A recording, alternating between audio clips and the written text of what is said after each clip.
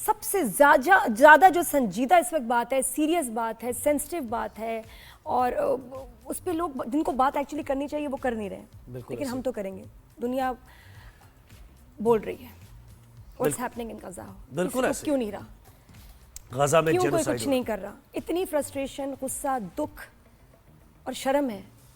ہاں، شرم کا مقام بھی ہے، یقین کریں. بالکل ہم کیا کر سکتے ہیں، ہم کچھ کر کیوں نہیں رہے،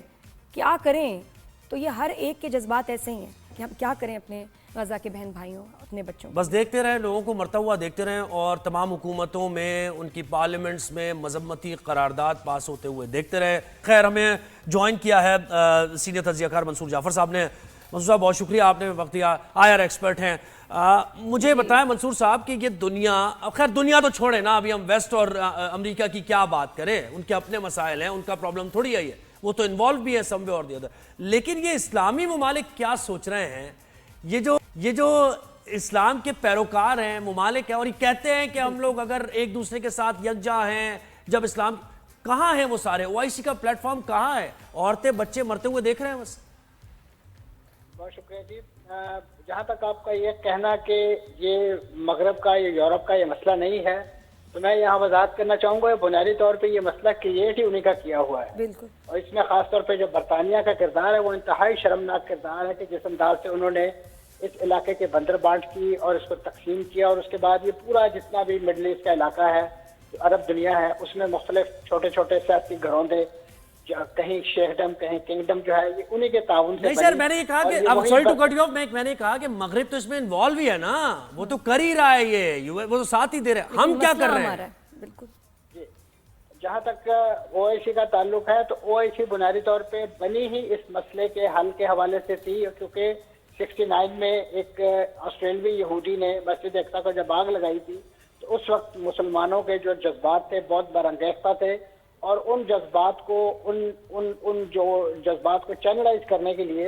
ایک ایسا پلیٹ فارم تشکیل دیا گیا کہ جس کی نمائندگی اس وقت کے تقریباً 54 اسلامی ملک جو ہے وہ کر رہے تھے. اور اس کا مقصد یہی تھا کہ مسئلہ فلسطین کے حل کے لیے کنسنٹریڈ ایفرٹس کی جائے، اور خاص طور پہ مسلم دنیا کو ملا کر اس مسئلے کے حل کے لیے کوشش کی جائے. اور بالخصوص اس OIC کا جو ہیڈ کوارٹر ہے وہ عارضی طور پہ جدہ میں قائم کیا گیا ہے، لیکن اس کا جو مستقل ہیڈ کوارٹر ہے وہ مقبوضہ بیت المقدس میں قائم کیا جانا تھا. تو یہ اپنا جو بنیادی مینڈیٹ ہے،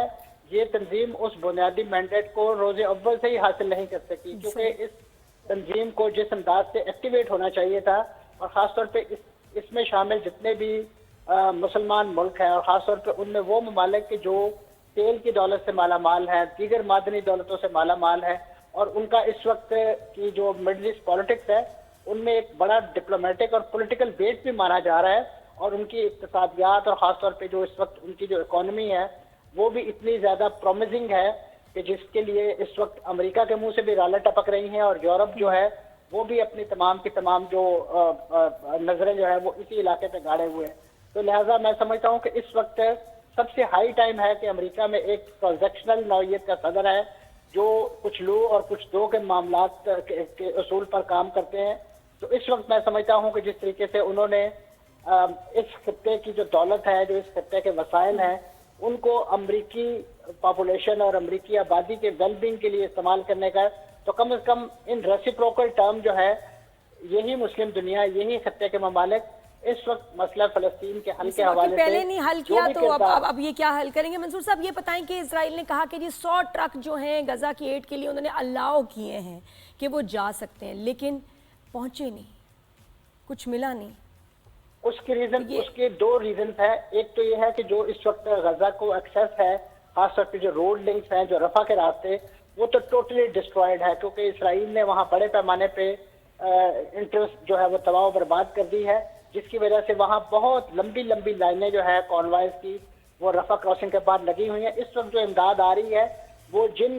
کراسنگز کے ذریعے آ رہی ہے ان میں ایک کرم شالون کراسنگ ہے. یہ بنیادی طور پہ اسرائیل کے اندر سے ہو کر آتی ہے، اور آپ نے ماضی میں یہ خبریں سنی ہوں گی پچھلے دنوں کہ جو امداد لے کر آنے والے ٹرک تھے ان پر یہودی آبادکاروں نے حملے کیے ہیں اور ان سے سامان لوٹا ہے تاکہ وہ کسی طریقے سے غزہ کے اندر نہ پہنچ سکے. حکومت اسرائیلی اپنی جگہ خباثت کا مظاہرہ کر رہی ہے، ان کے جو شہری ہیں، اسرائیلی عوام جو ہے وہ ایک اپنی نفرت کا اظہار اس نوعیت کی لوٹ مار और इसी तरीके तो से बाय एयर क्यों नहीं इमदाद, जिस तरह पहले भी दी जाती थी, बाय एयर क्यों नहीं इमदाद उन तक पहुंच रही? जी जी जी जी, जहाँ तक तो एयर ड्रॉपिंग का ताल्लुक है तो आपके इल्म में है कि ये एक ऐसा फिनोमेना है कि जो कॉस्टली भी है और जिसके जरिए पहुंचने वाली इमदाद बड़े पैमाने पर ज़ाया हो जाती है, क्योंकि गजा की पट्टी एक साहिली इलाका है और उस साहिली इलाके में बहुत सारी चीज़ें जो है वो समंदर में जा गिरती हैं।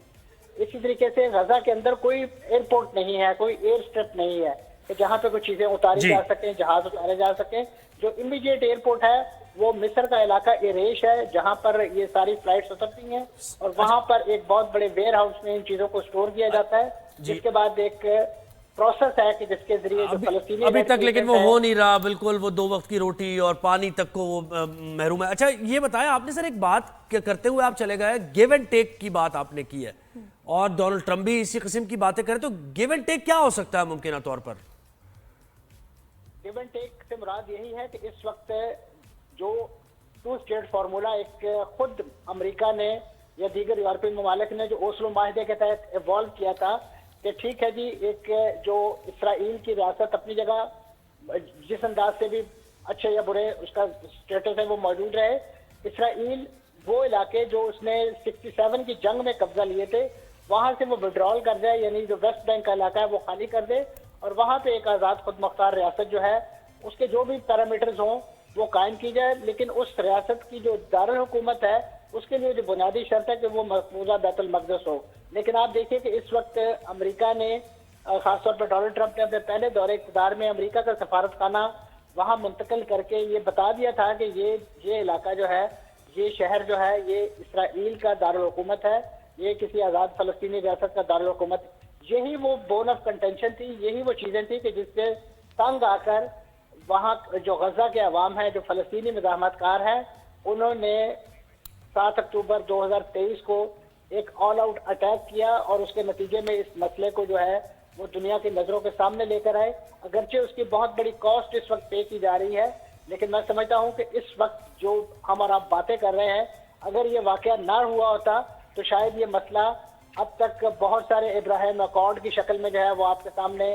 सरे तस्लीम खम हो वैसे रहे मुख्तसरन सर, ये आप समझते हैं मुज़ाकरात से हल हो जाएगा ये मसला? आप समझते हैं या पावर दिखानी पड़ेगी हमें कुछ? बिल्कुल, मुज़ाकरात से देखिए पावर तो जो दिखाई जानी थी, जिनके पास पावर थी उन्होंने अपना सब कुछ इस पे कुर्बान कर दिया, अपना जान माल, अपने बच्चे तमाम इस पे कुर्बान कर दिए। अब जो खित्ते के ममालिक और ख़ास तौर पे जिन ऑर्गेनाइजेशन का आप जिक्र कर रहे हैं, ये अब उनका मैंडेट है, अब उनका काम है कि वो अब आए इस मामले को, क्योंकि इसराइल मंसूर साहब, ये ट्रंप ने एक दफा कहा था कि इनको रीलोकेट भी किया जा सकता है, इतने लाख जो हैं फलस्तीनी, इनको कहीं और रीलोकेट कर दिया जाए। ये दीवाने के बड़े तो हो सकते हैं कि ये रीलोकेशन का प्लान जो है वो इतना आसान नहीं है। माजी में बहुत सारे इस तरह के मंसूबे किए गए, इन्हें लबनान में सेटल किया गया, इन्हें ट्यूनिस में सेटल किया गया, इन्हें सीरिया में सेटल किया गया, इन्हें उर्दन में सेटल किया गया, लेकिन वहां पे भी इनकी हालत जो है फलस्तीनी महाजरीन की एक दूसरे तीसरे दर्जे के शहरियों से बेहतर नहीं है। वहां पे ना इन्हें मुलाजमत के मौके मैसर है, ना इन्हें, तो इसी लिहाज से इनकी यहाँ से बदतर जिंदगी है, जिसका एक रोशन ख्वाब दिखा के कभी डोनाल्ड ट्रंप साहब उन्हें मिस्र भेज रहे हैं, कभी उर्दन भेज रहे हैं और कभी लीबिया भेज रहे हैं। उन्हें इसकी रिपरकशन का अंदाजा नहीं है, क्योंकि ये अगर एक फ्री चॉइस इन्हें दी जाए तो वाई नॉट यूरोप, फिर इन्हें यूरोप में क्यों नहीं सेटल किया जाता? अगर यूरोप से यहूदी यहाँ आकर सेटल हो सकते हैं, उन्हें सेटल किया जा सकता है, तो फिर इन फलस्तीनियों को उन इलाकों में सेटल कर दें, उनका प्रॉमिस लैंड इनके दे दे और इनको अपना फ्यूचर बनाने के लिए वहां दे दे। ये गिव एंड टेक है। इसके लिए अगर तैयार हैं तो मुज़ाकरात की मेज से जाएं, खुद आटे दाल का भाव पता चल जाएगा, क्योंकि इस वक्त भी जहां जहां ये फलस्तीनी दुनिया भर में मौजूद है वहां ये बहुत ही ज्यादा, जिसे कहना चाहिए, अच्छा डिलीवर। अच्छा सर, आप ये मुझे बताएं, आप क्या समझते हैं? पाकिस्तान का तो मौक़िफ़ वाज़ेह है, दीगर जो ममालिक है, मिडल ईस्ट जो है, उसको आप क्या फोर्सी कर रहे हैं? आने वाले दिनों में क्या मौक़िफ़ होगा गजा को लेकर, फलस्तीन को लेकर, इसराइल को लेकर मुमकिन तौर पे? देखिए जी, इस वक्त तक तो जो इस पूरी कैंपेन को, यानी हमारी और आपकी तवक्को है कि वो स्पीयर हेड करे, वो सऊदी अरब है। सऊदी अरब ने तो अपना कैटेगोरिकल मौक़िफ़ इस हवाले से वाज़ेह कर दिया है कि वो उस वक्त तक किसी किस्म की नॉर्मलाइजेशन में बिलीव नहीं करते, चाहे वो इसराइल के साथ हो या किसी और गासिब का ताकत के साथ, जब तक इस मसला फ़लस्तीन के हवाले से हल पेश नहीं किया जाता। और बिलखुसूस हल वो है कि जो मैंने अर्ज़ किया कि वो 67 की बाउंड्रीज के अंदर से इसराइल विड्रॉ करे और इसी तरीके से वहाँ पे बनने वाली आज़ाद खुद मुख्तार रियासत का दारुल हुकूमत वो मकबूजा बैतुल मक़दस हो। تو یہ وہ شرائط ہیں کہ جو کیٹیگوریکلی سعودی عرب اور اسی طریقے سے OIC اور دیگر مسلم دنیا کے جو پلیٹ فارم ہیں وہ مور دین ون ٹائم، ابھی عرب لیگ کا جو حاضرہ اجلاس ہے اس میں بھی جو سب سے زیادہ زیر بحث موضوع تھا وہ یہی فلسطین اور غزہ کا موضوع تھا. جی تھینک یو سو مچ منصور صاحب، بہت شکریہ آپ نے ہمیں ٹائم دیا.